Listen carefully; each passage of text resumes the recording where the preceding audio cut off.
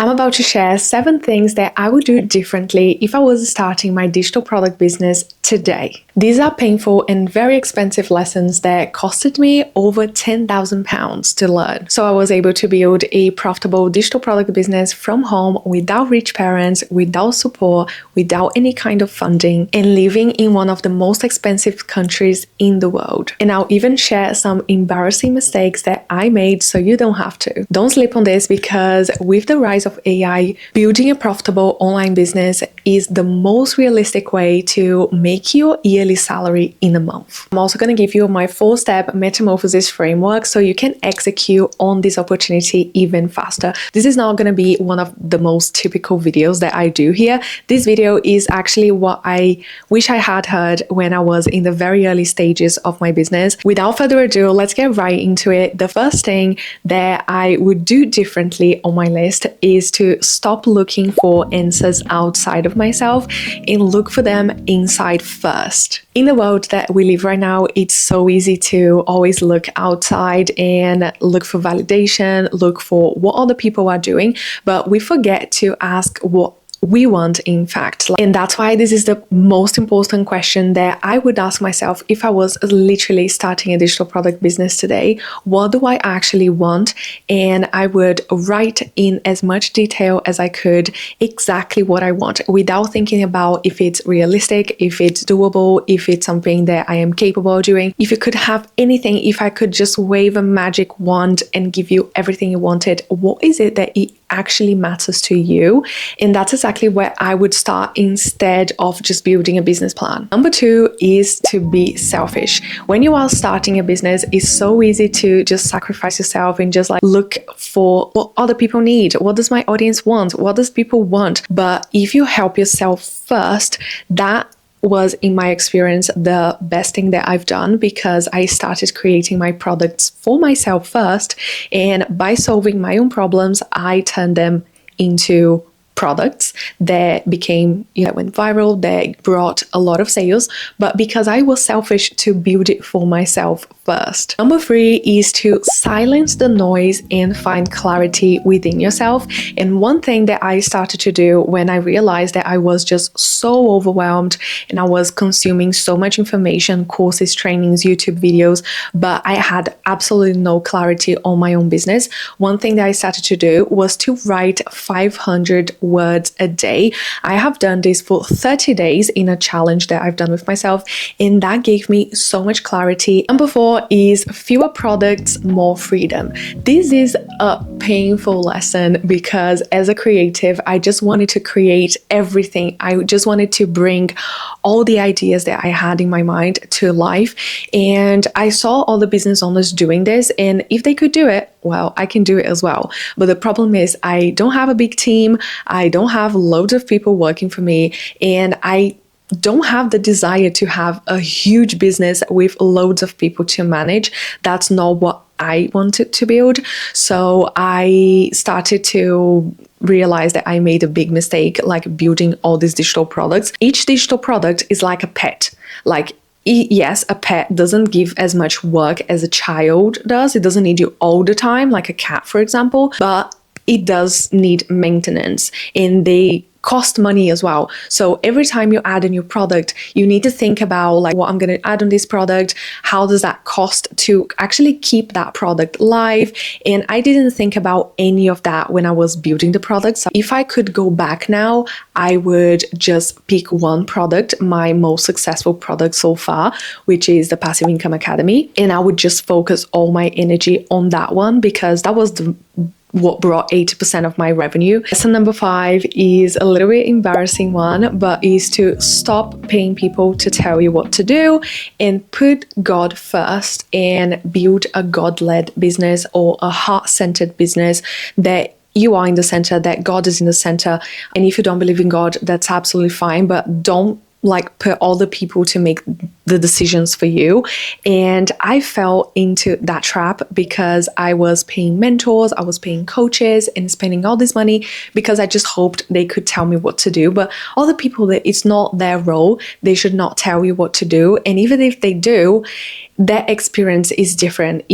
something that really worked for them, it doesn't mean that it will work for you. And because I was so controlling, I'm actually a little bit embarrassed to admit that I paid a private astrologer to read my chart every single month to tell me what was going to happen that month, what could I expect, and if I should do any launches and where I should focus on.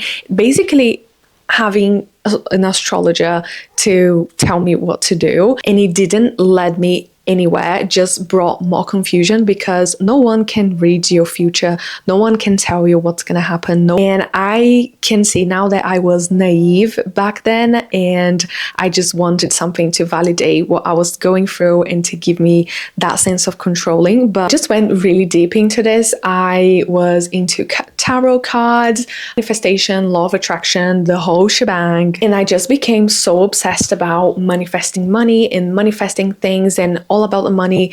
And at some point, it just stopped making sense for me. Everything that I was doing, I just completely lost the passion for my business. And that obsession really took me to a dark place. And I was so confused. And that led me a little bit back to the church as well. So that completely transformed my business. After I went back to church, I don't know what happened. It was like everything, I just prayed and everything just stopped making sense, and I started letting go of everything that it wasn't aligned with my values anymore. It was really hard to let go of that stuff, but I did, and I'm so glad I did now. But anyways, if I could go back, I would put God at the center of my business from day one. I would put everything in his hands and stop trying to control everything and be so obsessed about material and numbers and goals and money, because that's not the point. Number 6 is to stop looking for shortcuts and do the work. One thing that I also fell into is to look for the easy way. What's the easiest way to do this? What's the easiest way? But sometimes there isn't. Like, for example, marketing. You can always find people that don't need to market their business for some reason. They might have a collaboration, or they might already have a huge audience. But if you just keep looking for the easier way to do everything, if you just keep avoiding the real work that it takes to build a business, you're never going to be able to build one, because there is a pattern that I've seen in all of my coaches, all of my mentors that are very, very successful, is that they had to sacrifice quite a lot, especially in the beginning, to get things up and running. And that's what I had to do as well when I started, because I was working 40 hours a week, and I was working every single day, every weekend for months and months, because I was working in the hospital, I was working in the Etsy shop, building templates, building the products every single day. I had no breaks. And every single business owner that I know, they had to sacrifice at some point. It doesn't mean that they had to sacrifice forever, but they had this season. But the problem that I see with a lot of people is that they start looking for shortcuts in the beginning, where you don't have anything yet, you don't have products, you don't have the audience, and you're not willing to do the work. So stop looking for the shortcuts and just do the freaking work. And I love this quote in Proverbs that says, "All hard work brings a profit, but mere talk leads only to poverty." Number 7 in this list is do not quit your day job yet. Because if you are a creative business owner, the last thing that you want is to have all that pressure to keep up with the bills and to keep up with all the expenses that you have when you are not making as much money yet.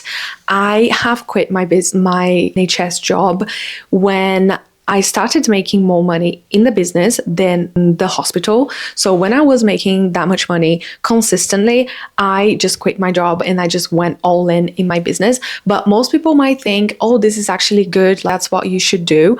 But looking back, I don't see that was a good move, because I had so much time, like free time, I became so unproductive. If I didn't hit my goals, I would be really stressed about money. I would just feel really anxious and feel really overwhelmed, even though I had money to pay the bills, but I was not in control. And looking back now, I would still maybe stay a little bit longer or just have another source of income that is stable, so you can just have like some kind of stability if you are a creative business owner. Because when you are worrying about money, when you're anxious about it, when you are just, that's all you think about, you cannot be creative to think about solutions that is going to grow your business. That's going to drain your energy and will dramatically affect your creativity. And I have a bonus lesson as well, which is to be brave and courageous, because you cannot build a profitable online business and keep running it even when things go hard, when things go wrong, when something flops, if you are not brave and courageous. So you can learn all the things, you can use AI, you can buy a course, but if you don't have that courage inside of you, that fire, that confidence inside of you, it's just like you're not going to be able to do it. You're not going to have the guts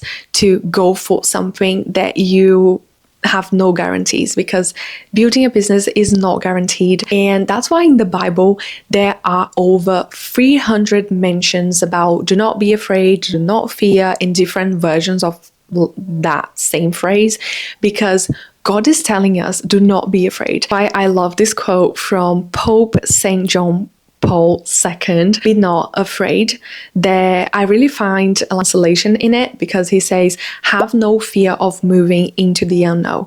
Simply step out fearlessly, knowing that I am with you. Therefore, no harm can befall you. All is very, very well. Do this in complete faith and confidence. I love this quote so much. And in Proverbs as well, it says, trust in the Lord with all your heart and lean not into your own understanding. Always acknowledge him and he shall direct your paths. So it's not about us having to be able to control everything, to know everything.